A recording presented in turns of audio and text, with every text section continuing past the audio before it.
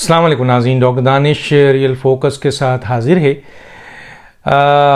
आपने कल सुना होगा कि इमरान खान साहब शादरा में जो 7:30 बजे पैकअप करके चले गए लॉन्ग मार्च को, और ये बात सामने लाई गई कि जनाब कि इमरान खान कोई बहुत अहम मुलाकात थी, इसलिए वो मार्च को पैकअप करके जा रहे हैं।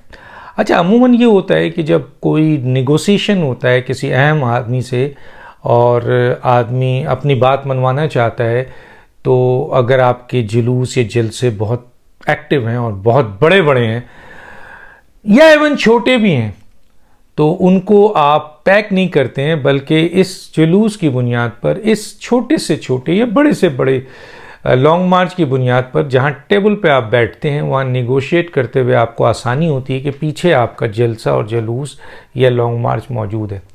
लेकिन अगर आप उसको बंद करके आके नेगोशिएट करते हैं तो नफसियाती तौर पर सामने वाले के ऊपर कोई इतना अच्छा असर नहीं पड़ता, इवन आपकी बात भी लिमिटेड हो जाती है। आपको याद होगा कि 2013-14 का जलसा था और तायुल कादरी और इमरान खान साहब उस ज़माने में राहिल शरीफ से मिलने गए थे, तो उन्होंने वो जो उनकी लॉन्ग मार्च था, जो भी स्टेटस था इसको भी हमें वो डिस्कस करनी चाह रहा, वो एज इट इज़ रहा जब तक कि वो मुलाकात करके नहीं आए और उसके बाद उनके कुछ फैसले नहीं हो गए, उस वक्त तक तो उन्होंने लॉन्ग मार्च ख़त्म नहीं किया था।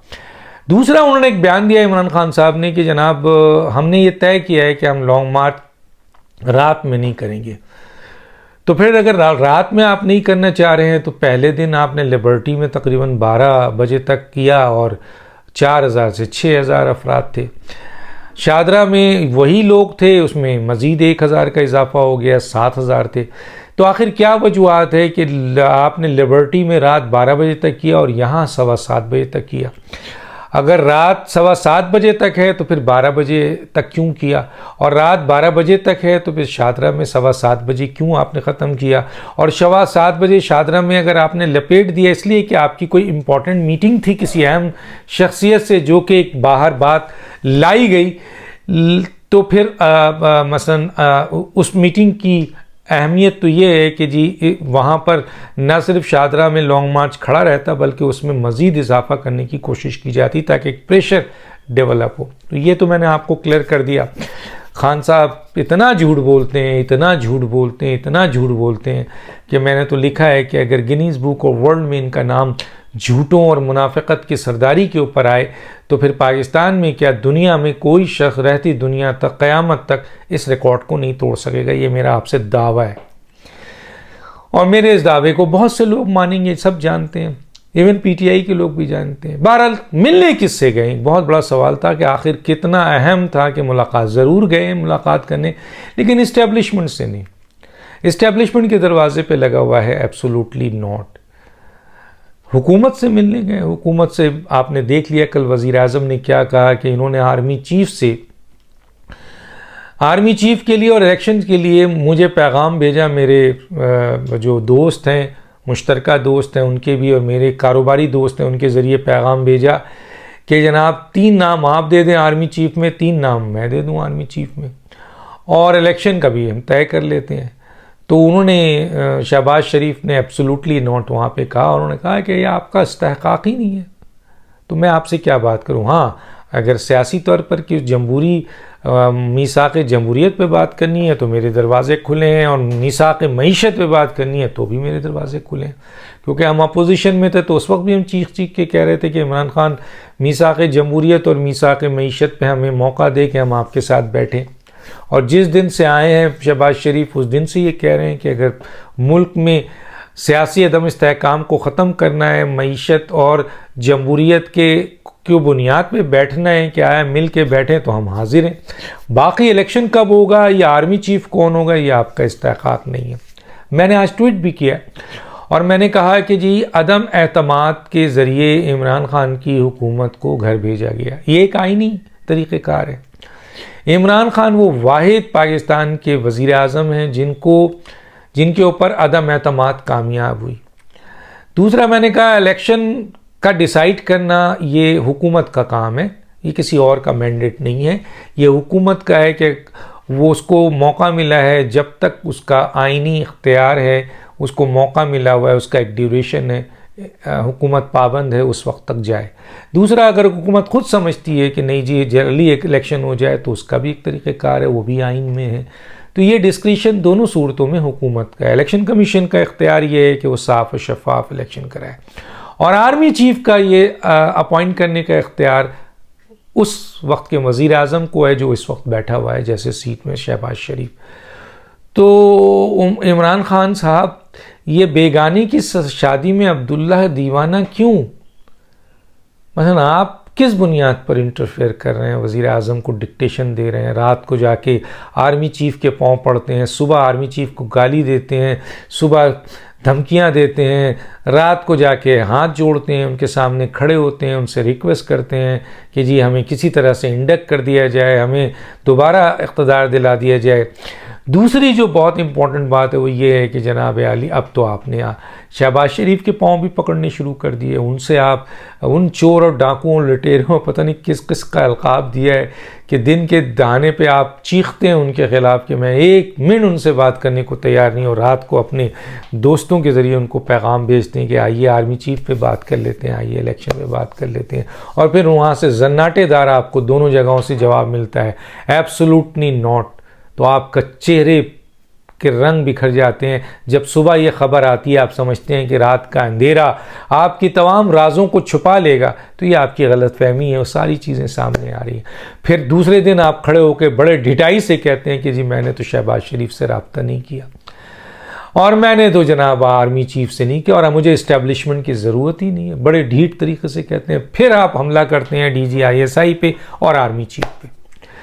तो ये सूरत हाल है। रात को आप किससे मिलने गए? भाई रात को मिलने गए थे अपने ही दोस्तों से, चाहे वो इस्टेब्लिशमेंट का हिस्सा हो या चाहे इस्टेब्लिशमेंट से बाहर का हिस्सा हो। समझ गए होंगे किसी अफसर से ज़रूर मिलने गए थे, मुलाकात थी किसी जगह पर, और ये कहने गए थे कि जनाब मेरा तो लॉन्ग मार्च नाकाम हो रहा है, लोग ही नहीं निकल रहे। तो मैंने फिर एक ट्वीट ये भी किया है, मैंने कहा याद रखें कि आपके मुशीरों ने आपके साथ वो किया है जो आज तक किसी दुश्मन ने नहीं किया है। मुशीरों पे अमल करके आपने अपनी हुकूमत खोई, और इन्हीं मुशीरों पे अमल करके आपने आज अपनी सियासत को भी दफन कर दिया है। और पाकिस्तान की तारीख़ में अब इख्तदार के सामने आपका नाम एब्सोल्युटली नॉट के तौर पर लिखा जा चुका है। अब आप चाहे कुछ भी करें, बाकी रब जाने, उससे ज़्यादा कुछ नहीं जानता कोई। वो तो आपके किसी को मसनद में बैठा के उसे जलील कर देता है, और किसी को मसनद से गिरा कर उसको इज्जत दे देता है। वो बड़े से बड़े कातिल को मसनद पे बैठा देता है, और बड़े से बड़े आलिम को मसनद से उतार देता है। ये उसका इख्तियार है। लेकिन बज़ाहिर जो ज़मीनी हक़ाइक़ है वो ये हैं कि आपके दरवाज़े हर जगह से बंद हो चुके हैं। आप 1000 दफ़ा आपके पैदा हो जाएं, माफ़िया मांगे, रात को अब आपकी ना बात पे कोई यकीन करता है, ना आप पर कोई ट्रस्ट है, न किसी को आप पर किसी भी लिहाज से कोई मोहब्बत है, ज़रा सा भी नहीं है। चुनांचे आपके तमाम रास्ते इंटरनेशनली, नेशनली, इस्टेब्लिशमेंट के, हुकूमत के, हर जगह के रास्ते में एक क्रॉस लिखा है, उसके ऊपर लिखा हुआ है एब्सोल्युटली नॉट। तो आप चाहे कुछ भी कर लें, बाहर आकर आप जो ये करते हैं, कम से कम उन्हीं लोगों का एतमाद बहाल रखें जो बेचारे ट्रस्ट करते हैं कि जी वाकई आप तो आर्मी को मुंह नहीं लगाते, आप हुकूमत को मुंह नहीं लगाते, और चोरों और डाकुओं से तो आप बात नहीं करना चाहते। आर्मी चीफ जानवर, और नौजुबिल्ला आपके DGISI जो है वो, और DGC और दूसरे लोग और सेक्टर कमांडर, इनको आप कुछ समझते ही नहीं हैं। आपकी ताकत तो अवाम है, कम से कम ये भरम तो रहने दें, वरना रात को मुलाकात करेंगे, सुबह आकर भरम देंगे तो लोग जो हैं वो राज तो खोलेंगे। और अभी मैं बता दूं कि आप जिस चीज़ का इनकार कर रहे हैं उसकी ऑडियो भी मौजूद है और वीडियो भी मौजूद है। इमरान खान साहब जो अब आवाम को कह रहे हैं कि मैं शहबाज शरीफ से क्यों मिलूँगा, तो शहबाज शरीफ से जिसने बात की है उसकी ऑडियो और वीडियो तो ऑडियो तो मौजूद है और वीडियो भी मौजूद है। इसी तरह आप जो आर्मी चीफ के पास गए हैं और सदर या जो कुछ भी आपने जहाँ जहाँ मुलाकात की है, क्या आप समझते हैं कि वो लोग बेवकूफ़ थे जिन्होंने आपसे मुलाकात की थी? क्योंकि आप तो यू टर्न के माहिर हैं और कल खड़े होकर बहुत झूठ बोल सकते हैं, और अभी आपने कहा भी है कि मैं बहुत कुछ कह सकता हूं। तो उन्होंने क्या, इतनी बड़े इदारे, उन्होंने आपके इस हरकत को, किरदार को देखते हुए कम से कम आपकी ये वीडियोस और ऑडियोज़ सेव नहीं की होंगी, सेव की होंगी। शुक्र करें, दुआ मांगे अल्लाह ताला से कि वो ऑडियो और वीडियो भी सामने ना आ जाए जिसमें आप माफ़ी मांग रहे हैं, जिसमें आप दोबारा इंटर होने की बात कर रहे हैं, जिसमें आप हाथ जोड़ रहे हैं, जिसमें आप एक्सटेंशन की बात कर रहे हैं, जिसमें आप लामहदूद एक्सटेंशन की बात कर रहे हैं। वो सारी वीडियो मौजूद है, वो किसी वक्त भी ऑन एयर हो सकती है। खान साहब, एक तो मैं आपको ये बता दूँ। दूसरी जो इम्पोर्टेंट बात है कि इमरान खान साहब जो हैं वो उन्होंने 2 मैसेज दिए हैं, और वो दोनों मैसेज ख़तरनाक है। एक मैसेज तो उन्होंने दिया है अपने उन लोगों को जो कि जिसके बारे में अली अमीन गंडापुर साहब की ऑडियो पकड़ी गई। जाहिर है कि ये अंदाज़ा था कि ये इंटेलिजेंस कह रही थी कि अभी भी इमरान खान की, और आपको पता है जब इमरान खान साहब ने पहला लॉन्ग मार्च किया था उस वक्त भी उनके साथ दहशतगर्द, क्रिमिनल्स और हथियार बरदार लोग मौजूद थे। बाद में उन्होंने कहा कि जनाब ये सरकारी लोग हैं, हालांकि वो भी गैर सरकारी लोग थे। और आज अली अमीन गंडापुर के बाद ये पता चल गया, क्योंकि वो मैसेज भी पकड़ा गया है जो आपने अली अमीन गंडापुर को दिया था कि जी ऐसे लोगों को तैयार रखो। आपके वो तमाम मैसेजेस पकड़े गए हैं जिसमें आपने अपने लॉन्ग मार्च के मकासद को, के आगे चल के ये लॉन्ग मार्च का मकासद, तभी तो फैसल वार्डन ने वो मैसेज ऑन एयर नहीं हुआ, लेकिन फैसल वार्डन ने आपके उस मैसेज को, उस पैगाम को, उस प्लानिंग को, उस पॉलिसी को जो आप करने वाले थे, वो तो टीवी में आके एक्सपोज कर दिया ना। उसको तो किसी ने डंडा नहीं दिया, उसको तो किसी ने नहीं कहा कि जी आप ये कहें। वो तो आपका बरखुरदार है, आपका वफादार है, आपके सेंट्रल का मेंबर है, आपके राजों का, और बहुत सारे, जैसे कि उसने कहा अभी तो मेरे पास बहुत सारे राज हैं, बहुत कुछ खोल देता है। जिस तरह नई मुल्क ने आखिरी वक्त में कहा था इस दुनिया से जाते हुए आपके बारे में अच्छे राय नहीं थे, मैं आज बताता हूँ, मैं मुलाकात कर चुका हूँ उनसे उस वक्त, तो वो आपके बारे में अच्छे राय नहीं थे। अपने 3 आदमियों के बारे में आपके नाम से और आपकी किरदार के हवाले से बात की, लेकिन क्योंकि वो इस दुनिया से जा चुके हैं और अपनी सच्चाई बयान नहीं कर सकते और मैं उनको लाके खड़ा नहीं कर सकता, इसलिए मैं उन बातों को दफन कर देता हूँ, वरना बहुत कुछ कह सकता हूँ। तो चुनांचे खान साहब आप बुरी तरह फंस चुके हैं, बुरी तरीके से, और आपके पास अब कुछ नहीं है।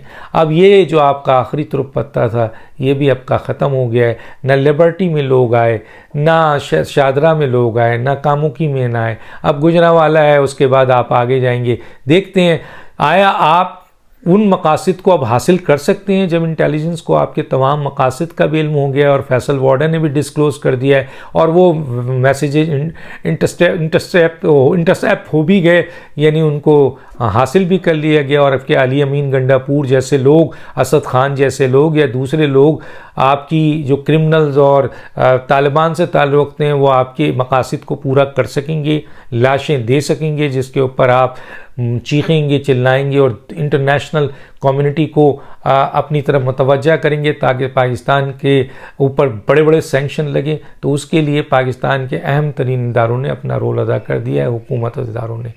तो आपके पास मुकम्मल तौर पर जो है वो इस वक्त सिर्फ अंधेरा है और आपका अंधेरा मज़ीद आपको और अंधेरे कुएं में ढकेल रहा है। और इन कामों के लिए कहीं दुश्मन की ज़रूरत नहीं है। PMLN, पीपल्स पार्टी, फ़ौज, इस्टेब्लिशमेंट, कोई भी हो, उसकी ज़रूरत नहीं है। आपके मुशीरान जो आपके इर्द गिर्द खड़े हैं, जिसके बारे में फैसल वार्डन ने कहा था, वो बहुत हैं। डॉक्टर दानिश को याद दीजिए। अल्लाह हाफ़िज़।